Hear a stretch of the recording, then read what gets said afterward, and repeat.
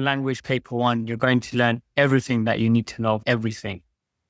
You're going to get top tips from an examiner, an experienced examiner. So I'm going to give you these insights. I'm also going to give you top tips and guidance. How do you answer questions most effectively? How do you narrow down and become very precise with your answers? We're going to also go through the timing. So you need to understand how much time is required for every single question, because there's no margin for error. And we're going to look at numerous examples. I also and construct responses. I process, which is the metacognition.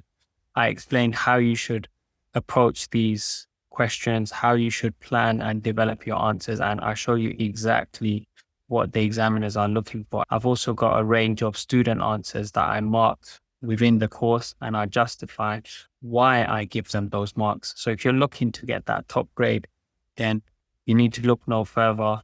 Jump onto my course, watch the videos, and it will help you to get a really solid understanding of the top skills for Language Paper 1.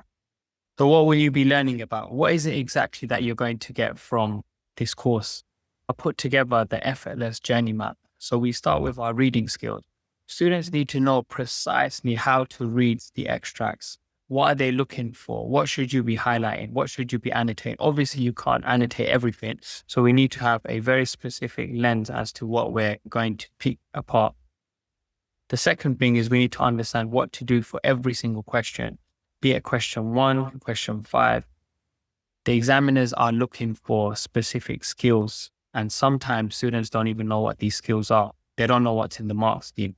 So I'm going to provide you with all of the information that you need in order to do well for every single question. Then we're going to move on to question 1. After we've looked at question 1 and we understand what's needed, we're going to analyze language. We're going to look at various extracts, unpick the language, understand what does it really mean to analyze language? What does this key term mean?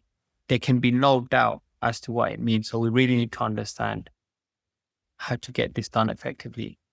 Then we're going to swiftly move on to question 3.